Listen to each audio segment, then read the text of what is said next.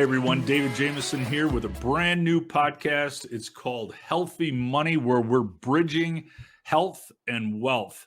I happen to be not only a fund manager, but I'm also a holistic doctor. And so what this quest is a way to bring in information regarding successful people, wealthy people, their habits, their healthy habits. And we're going to correlate health and wealth. And I'm very, very pleased that today I have a young gentleman named Ryan Morrison who has accomplished more in 25 years than I think I did in my first 50. And he is a successful young man who also takes his health very seriously. So I'm just going to start out asking you a little bit of questions, and I'm sure that you're going to be able to fill your bio in through the questions. First, let me say that I met Ryan. We belong to the same mastermind group of emerging fund managers. And this guy is an inspiration. I thought I was a hard worker and well-connected, but the things that he's doing as a young man is very inspirational, even for us guys that are a little bit long in the tooth. So Ryan, you live in rural Michigan, from what I understand, right? Yes, I do. Small town called Edwardsburg, Michigan. Edward, you know what? You never told me. I've heard of Edward. In fact, I think I was there once. Didn't they have like a root beer stand downtown a long time ago? Go. Yeah. Yeah. Yes. There's some big old beautiful homes there, right? There are, yeah, and a lot of rural old farm town homes as well. Yeah, and I just remember Victorian homes, and I remember a traditional old root beer stand, and I can't remember if they had roller skates on or not, but they actually deliver the food to the car. Is that still around? And it's still around, and they do have the roller skates still. Comes around springtime, and they shut down for the cold season. But it's a staple, and they have excellent homemade root beer there. So we always love it. Yeah. Yep, I've been there, and I can't remember why. I think it might have been back when I was younger than you, when I was selling life insurance, is what I think it was. So it was probably the late 80s, early 90s. But nonetheless, Ryan and I belong to the same mastermind group. And I started thinking this up because I would attend these conferences regarding fundraising, private funds, and nobody wanted to talk to me about my fund. They want to talk to me about holistic medicine. And I started thinking, there is a direct correlation between health and wealth. Not to say that unhealthy people can't be wealthy or vice versa, but there are habits, and there are a lot of repeatable habits for people that are healthy and people that are successful. So Ryan, tell me a little bit about your projects. Let's start out there and we'll go into a little bit more. I know you're working on a big conference regarding fund management and entrepreneurs in the Detroit area, and you have an upcoming event that you're expecting 300 to 600 people, and you're bringing in some big names. Tell us a little bit about that and how you dreamt it up. Sure. So I'll just do a quick bio. My name is Ryan Morrison. I'm a 25-year-old serial entrepreneur and businessman based out of Michigan. I'm the founder and CEO of Maximize family of companies, including Maximize Ventures, which is a $50 million venture capital and private equity fund, helping first-time founders become full-time founders. We also run the Michigan Entrepreneur Summit, which is a conference designed as Michigan's premier venture capital and private equity conference, also designed to help first-time and student founders become full-time founders. That's coming up in May. And then also we just recently launched a full-service sales and marketing agency called Maximize Media. And then we also run a nonprofit accelerator program called Maximize Venture Catalyst. To talk more about the Michigan Entrepreneur Summit, essentially this was an idea that I had. So I graduated as a first-generation college student from the University of Michigan in 2021. I was a first-year college student from my family. The fun story there is that I actually didn't get into business school. I didn't get into my second choice major. And so I ended up studying psychology, and I did an entrepreneur minor. It took me 5 years to graduate. I also played ultimate frisbee on campus. Yep. Ultimate frisbee is like football with a frisbee, right? You got it. I've refereed up in Toronto. There's huge parks with ultimate frisbee, lots. So it's a pretty cool sport. So have you stuck with working out, training since you left college? Are you pretty adamant about all that? Absolutely. Yeah. I think one of the parts of my daily routine that is super important is, of course, getting a great night of sleep. So trying to get off my phone at a reasonable hour, nothing past like 10 screen time, and trying to get to bed around then. Waking up in the morning, shocking my body with some cold water, consuming it, and then also sticking my head under the cold sink, taking a cold shower. I'm stepping outside into the cold. It's Michigan. So all you have to do is step outside in a t-shirt and you're just automatically woken up. And then usually I like to train about 4 to 5 days a week with my business partner, Dylan. We get up around 5 a.m., go to the gym by 6, we get an hour and a half workout in, and then pretty much we've already done the hardest part of our day, right? And so the rest of the day just feels awesome from there. Well, here's what I was thinking, Ryan. With this podcast, I don't want to be like the guy that when I hear things, I'm correcting people all the time. So I'm going to ask you politely, would you like me to give you a little advice on a couple of things you said from a holistic standpoint or an Ayurvedic standpoint? Yeah, please. So the word in Sanskrit is dinacharya. That means proper daily lifestyle and habits. And it's a proven fact that if you follow proper dinacharya, you will promote health. Everyone thinks that the herbs and supplements are what heal, and dinacharya is an addition to. It's actually the other way around. By taking the herbs and the minerals, you make dinacharya easier, and that's proper daily lifestyle and habits. Now, when you ingest something, your body has two goals: to heat it and liquefy it. That's why soup is so healing. So, and I'm not picking on you. One of the worst things you can do when you wake up is drink cold water. In fact, you should never drink cold water because you're going to shock your organs. Your organs are going to, what the heck are you doing? And so you want to drink warm water. Warm water. And what's really good is ginger tea. So if you can get some ginger root, drink that upon waking. And another thing you can do right when you wake up is get a tongue scraper and scrape your tongue. And then get used to looking at your tongue, because you'll start figuring out, like, let's say you stayed out late, you'll see your tongue will look a little bit different. Or you didn't get a good night's sleep, it'll look a little bit different. Or if you feel something coming on, it might be red or it might be white. You can start getting an indication from your tongue. But always think that the body loves heat and liquid.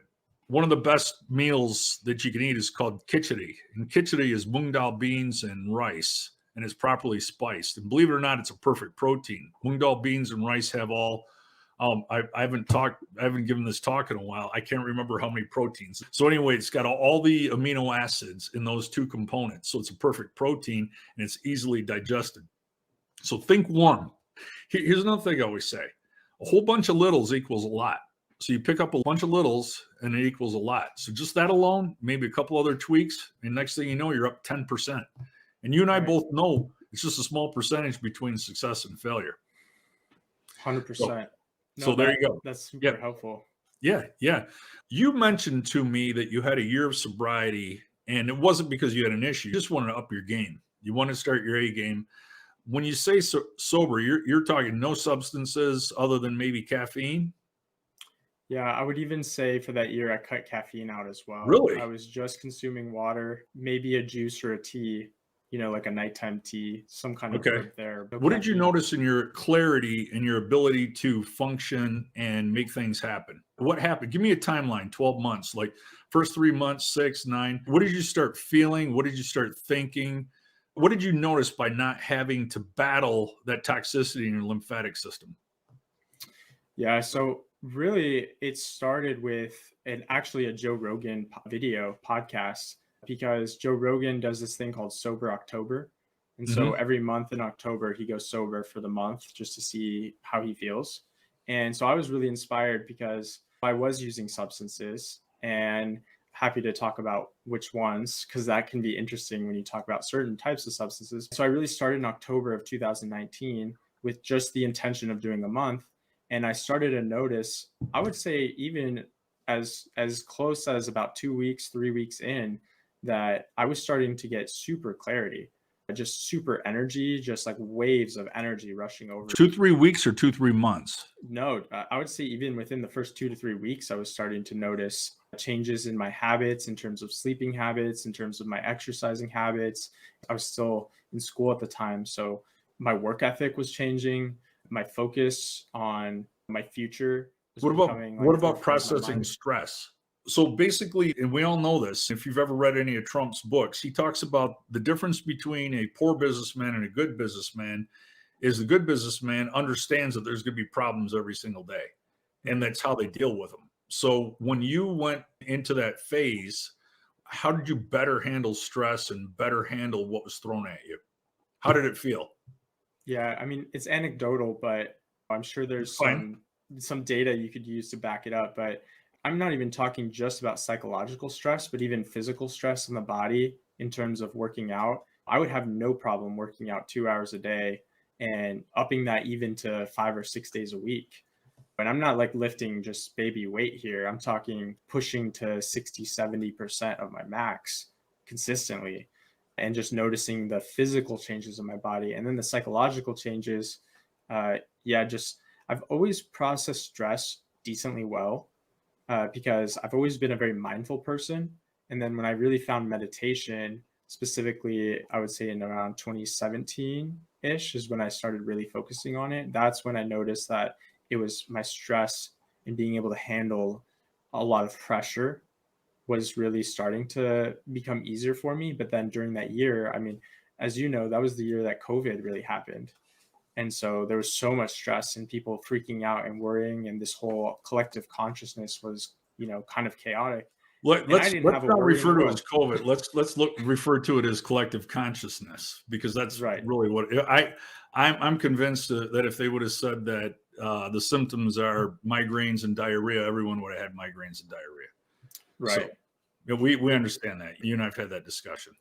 Yeah. And I honestly, I didn't even get, the whatever sickness you want to No. call it until the person. So we had a roommate. I actually had invited this single mother to live in our basement. She needed a place to stay because of, certain things that was going on in her life at the time. And I didn't get sick until after she started like talking about being sick and her kid Mhm. getting sick and all of these things.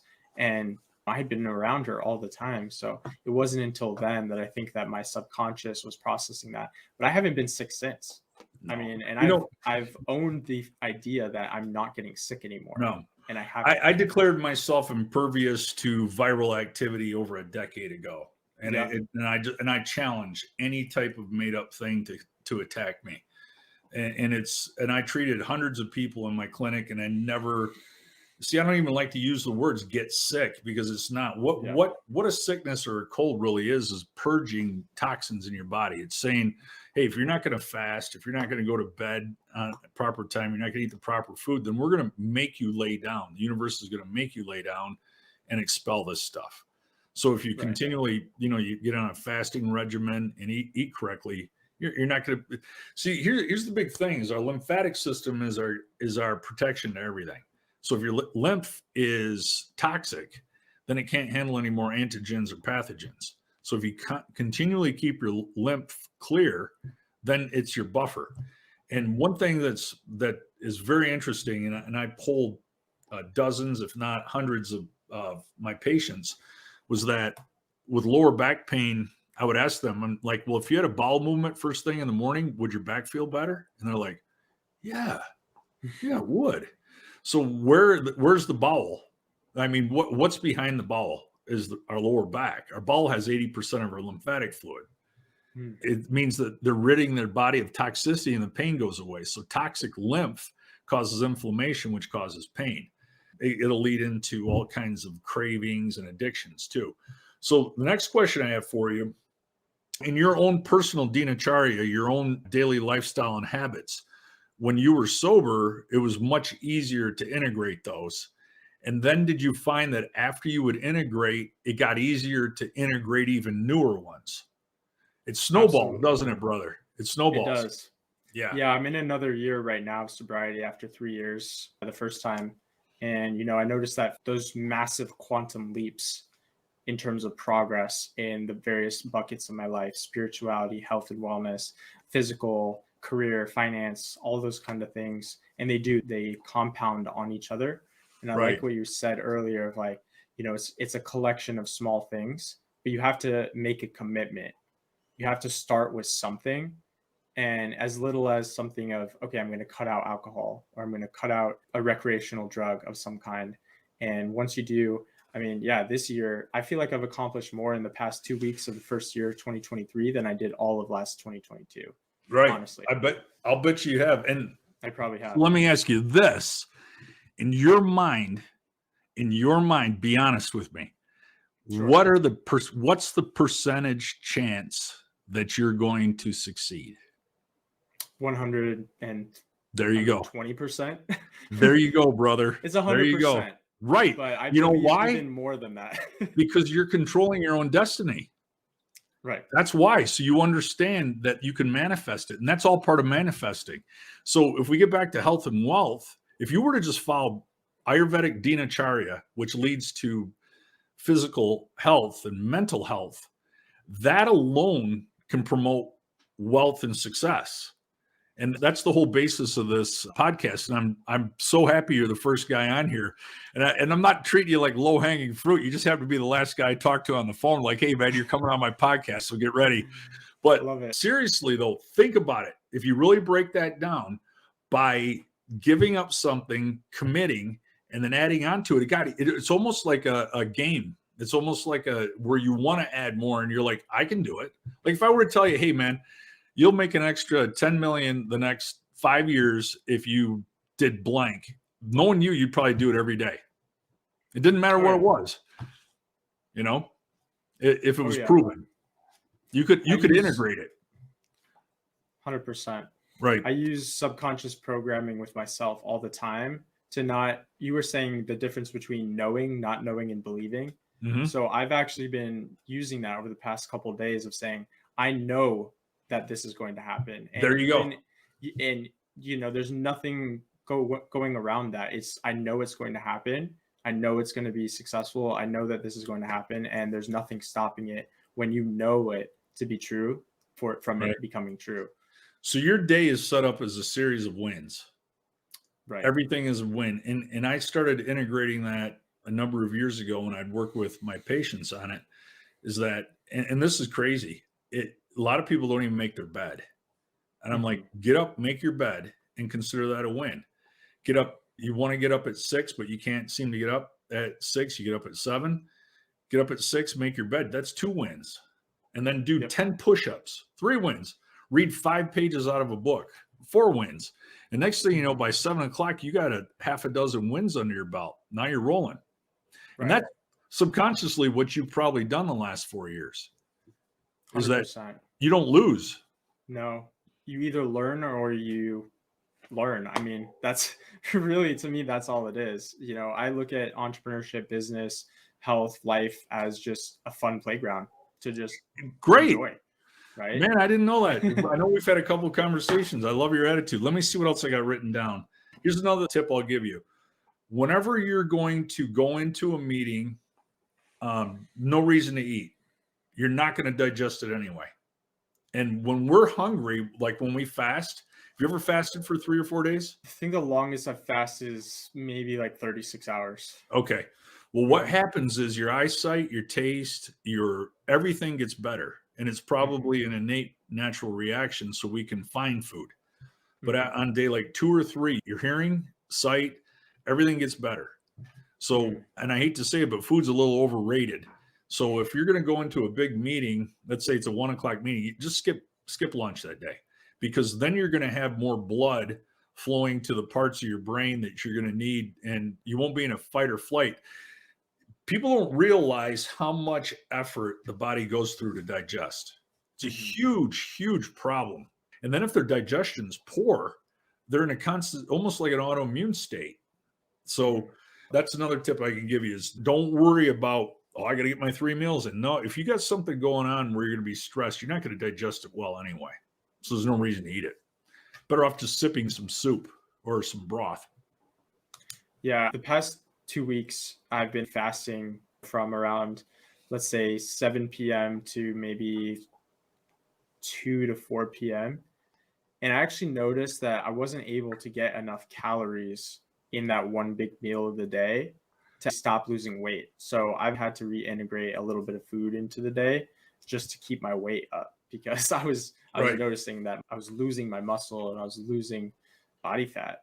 Right. Let me give you and all our thousands of viewers a tip here. So our digestive enzymes, our enzymatic function actually follows the sun. So in the Vedas, in the scriptures, and in Ayurveda, Lord Agni was the god of the sun. So our digestive fire is called Agni. So our agni follows the sun. You can digest the best when the sun's at its peak. So that's when you eat your toughest to digest meal, your heaviest meal. Now, a young man like you that's not overweight or anything, if you can, breakfast and lunch is better than lunch and dinner because we don't need a lot of nutrition to sleep. But if you can play with it both ways. Some people really thrive well on lunch and dinner.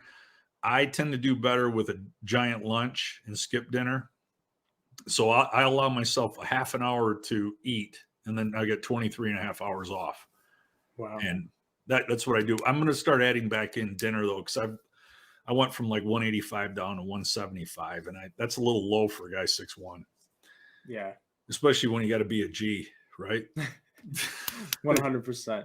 No, but I love it, and I attest to fasting. It's a great thing to do. Yeah. Well, speaking of G's, so you've been following the stuff with Andrew Tate going to jail?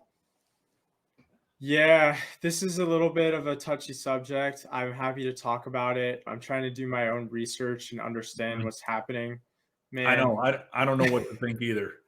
It's not like I'm not like his ultimate fan or anything like that, but there's a lot of things that he's doing that's needed in helping young men. My sons are 20 and 18, and I ask them what they think just to see what they have to say. And they're like, I like hearing what he has to say. So I think there's a bigger following than we really know. I think for me, my go-to male role model in that way would be more Jordan Peterson. I was going to predict that before you even said it. Yeah. Jordan, Yeah. How he would be more every time he speaks, I feel stupid. It's just his accent. No, he's a wordsmith. No, he is. He's a modern day Shakespeare. Yeah. But as a psychologist, right? He'll say things that I got to look it up. I'm like, what the hell was that? So, but yeah, I mean, and you know what I love is his responses aren't emotional. And they're not biased. They're factual. They're objective. Rarely does he speak subjectively. It's objective. And did you like when he said how he got around the hecklers and the protesters when he was speaking on campuses? Did you hear what he said? No, I can't remember. Well, he booked his talks at 9 a.m. He goes, they don't get out of bed in time to come to protest. But he's right. He is. Yeah. So anyway, so why don't we pop up your flyer, Julie? If you could pop that up and leave Ryan up or both of us up, and let Ryan talk about his upcoming thing. So all 14 million people that are going to watch this might show up. I think how many views do you think we're going to get out of this, Ryan? I'm going to say 1.4 thousand. Yeah, I think getting 1,000 for the first stream is probably a good number. I think over time this channel is probably going to grow in the millions. So really, I mean, probably, yeah. I think if you stick with it, which I know you will. So when you stick with it, you're going to get millions of views on this, because I think there's a stigma in business that you kind of have to, especially as an entrepreneur, you have to kind of run your body into the ground in order to actually be successful. And I think that just is completely not true. You can take care of yourself. You can optimize for health and wealth at the same time. So I think this channel is going to be very popular. Julie, before you pop that up, Julie's what's coming up. Okay, you can wait just a second. What I was going to tell you, another thing that's really hit home. I went through a traumatic event about 10 weeks ago, and I don't want to get into it. But anyway, I ran into something that was a bit traumatic and bothered me. And I started reading Hannibal. Remember Hannibal, the great warrior, general, African?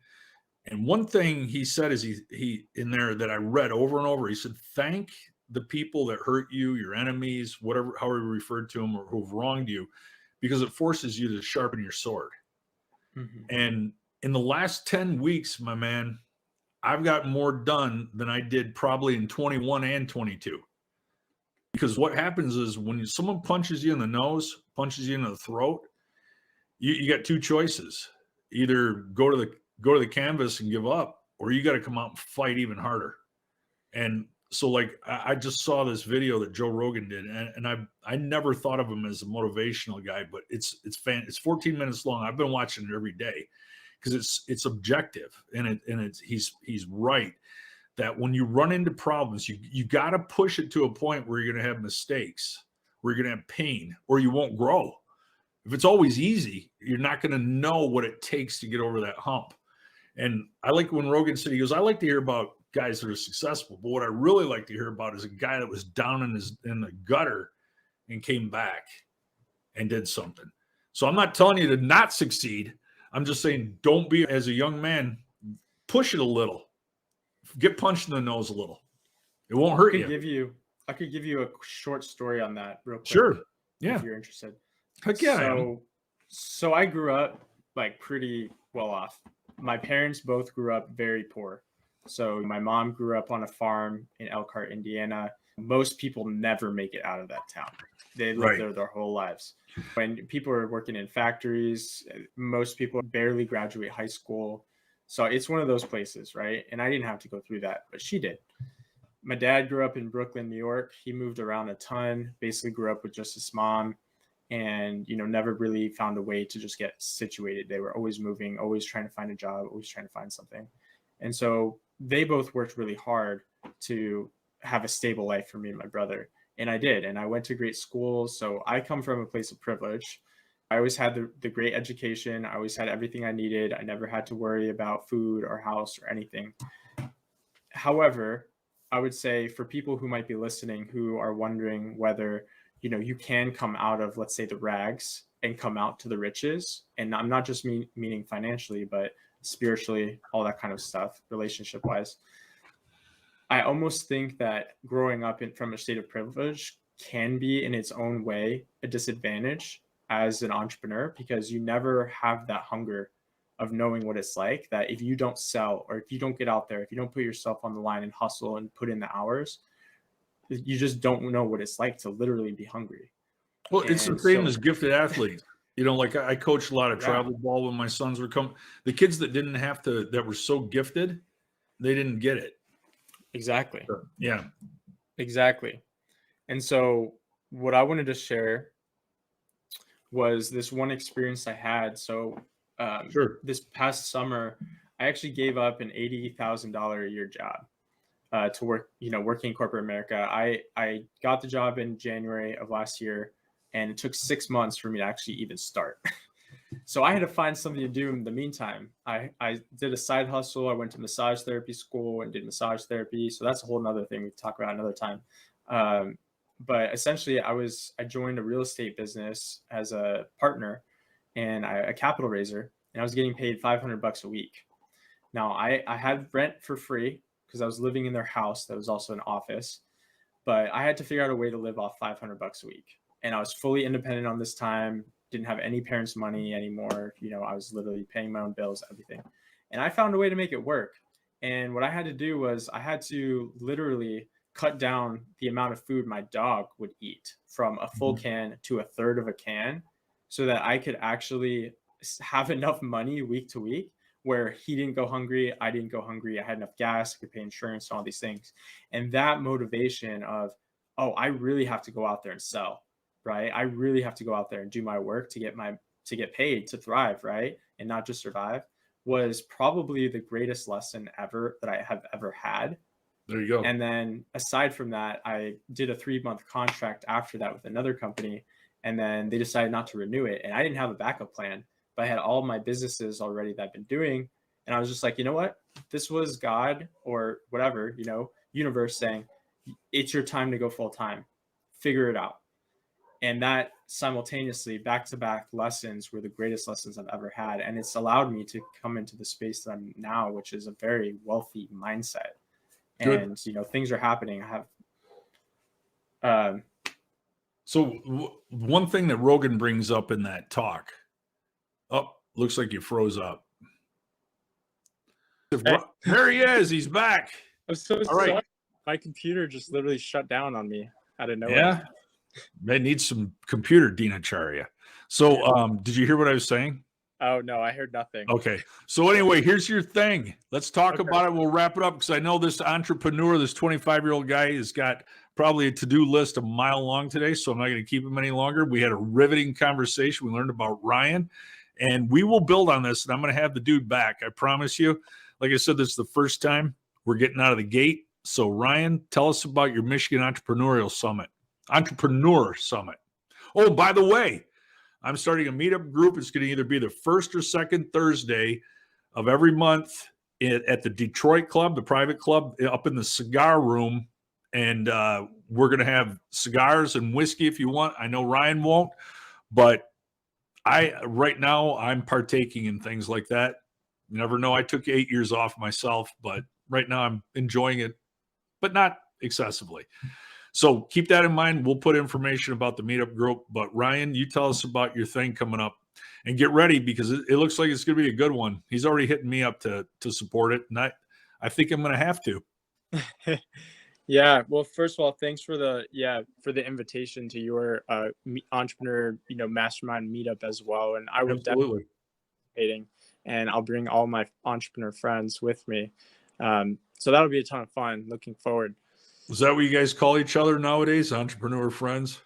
I'm messing with you.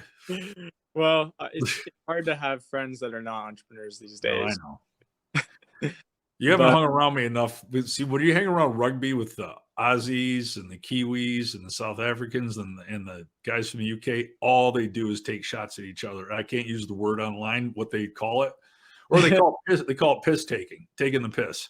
Yeah. It's never ending. You got to live with being teased. In fact, if you're not taking it or giving it, they'll go, "Hey man, what's wrong with you?" So part of reality with those guys. So love it. Get ready. Yeah. The older guys got to abuse the younger guys a little bit. You just have to. You'd be surprised. We hit back pretty hard. Good. That's good. Yeah. But exactly. So anyway, real quick. So about the summit. So just a short history, and then I'll get into it. I'm not going to take too much time, but essentially Michigan Entrepreneur Summit was a first-year event in 2021. We launched it during the pandemic. The idea was to help, again, first-time founders become full-time founders. The cool story from the first summit was that the winner actually used the prize pool to basically get an office, turn their apartment into an office, got into one of the top accelerator programs in the country, Y Combinator, and then went full-time on his startup when he graduated college. And the reason why that's important is because that is what gave life and passion and purpose to me to continue on with this mastermind group that I had created as a student, Maximize, and now bring it off of a college campus, but allow the students to continue the legacy.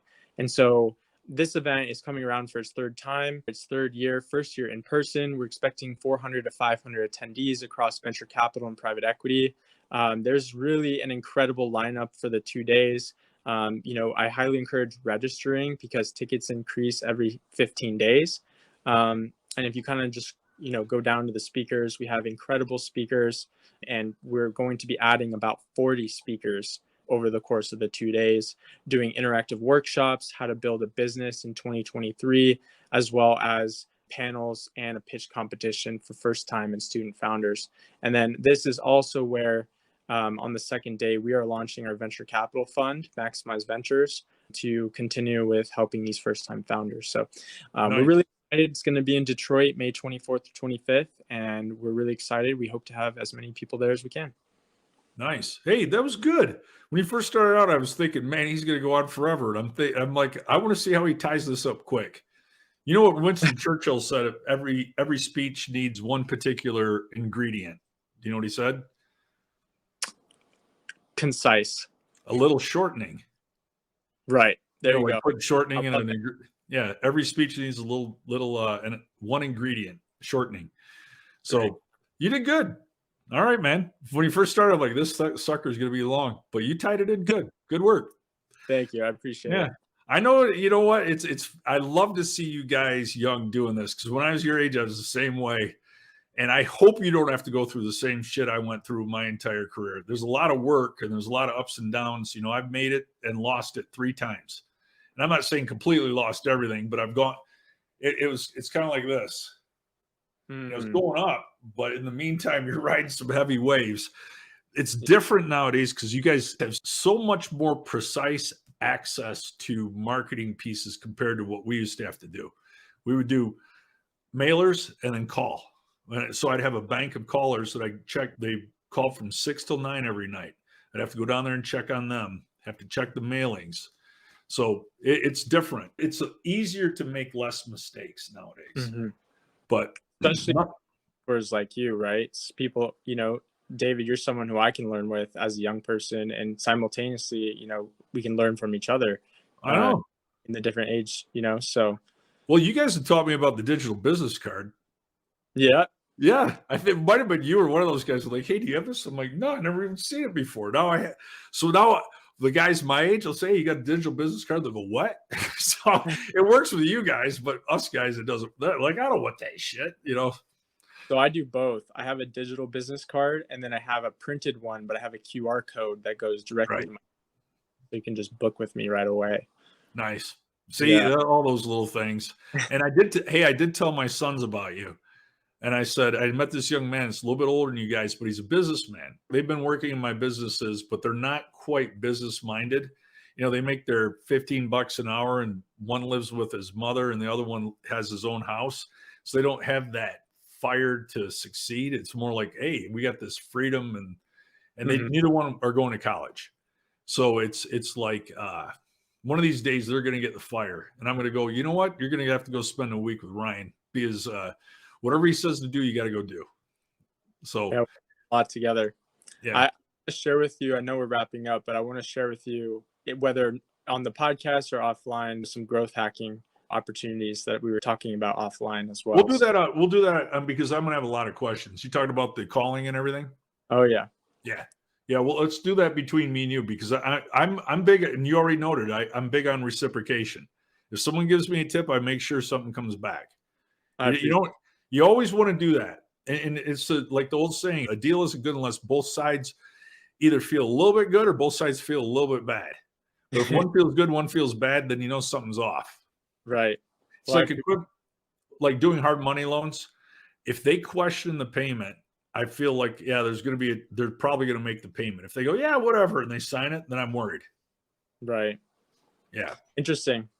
Yeah. I think we'll talk more later, but would love to share these secrets with the world. Like, I like to give away my best stuff for free too. Just okay. Because the day, 90% of people aren't going to take action on it anyway. No, but if we get into, we could talk for another half hour. Yeah. So, hey, but anyway, everyone, this is David Jameson, Healthy Money Podcast, episode number 1 with the illustrious Ryan Morrison, right? Morrison? Yes, sir. Jim's great grandson. My dad's name is Jim. Jim Morrison, really? Yeah. Is he the Lizard King? No, he's not. Okay.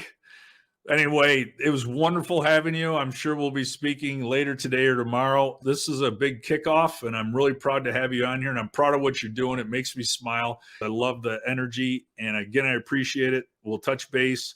And for everyone, let's give a round of applause for Ryan. And please, what do you call it? Bookmark, save, whatever it is for this podcast, and come back, because it's going to get better and better. Ryan, I thank you, and it's over and out. You have any parting thoughts you'd like to share? No, thank you. It's an honor and privilege to be your first guest. Glad to be a mentee, but also most likely a partner on various things moving forward. And thanks again. I appreciate it. Follow the podcast, follow David, and looking forward to talking soon. Thanks, everyone. This is a wonderful kickoff, and look for us every week. Thanks, Ryan.